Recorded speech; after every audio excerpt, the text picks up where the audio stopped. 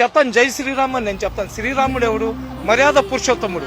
ప్రళయం దాకా తల్లిదండ్రులను ఏ విధంగా గౌరవించాలా, భార్యతో ఏ విధంగా ఇది చెయ్యాలా. అదే విధంగా రామరాజ్యం అంటే రామరాజ్యంలో కుక్క కూడా ఆకలితో ఉండదు.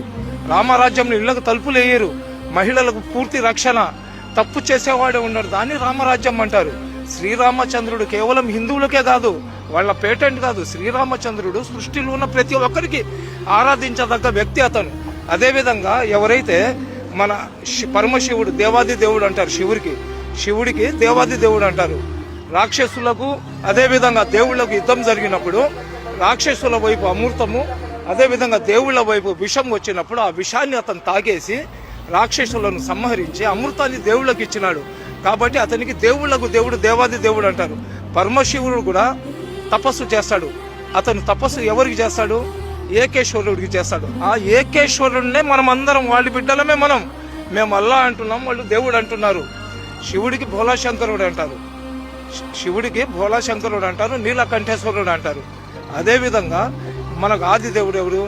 హిందువుల ఆది దేవుడు ఎవరు? గణపతి పేరు ఎత్తకుండా పూజ చేస్తే ఆ పూజ పూర్తి కాదు.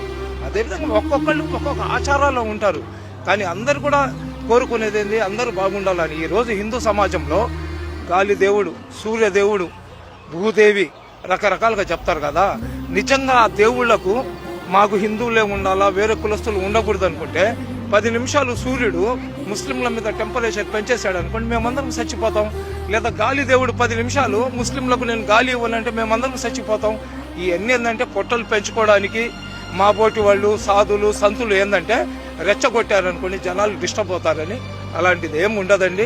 ఈ భూతల్లి నన్ను మోస్తుంది, వాళ్ళని మోస్తుంది. చచ్చిపోయిన తర్వాత ఈ మట్టిలో మమ్మల్ని అందరినీ కూడా కలుపుకుంటుంది. ఈ దేవుళ్ళకు లేని వివక్షత ప్రజలకు ఎందుకండి? దేవుళ్ళకు లేని వివక్షత ప్రజలకు ఎందుకు? చెప్పేవాళ్ళు చెప్తుంటారు, వచ్చేవాళ్ళు వస్తుంటారు. సరేనా? అందరూ బాగుండాలా, అందులో మేము ఉండాలా. నా రాష్ట్రం సస్యశ్యామలంగా ఉండాలా, నా దేశం ప్రపంచంలో ఉన్నతమైన స్థానంలో ఉండాలా.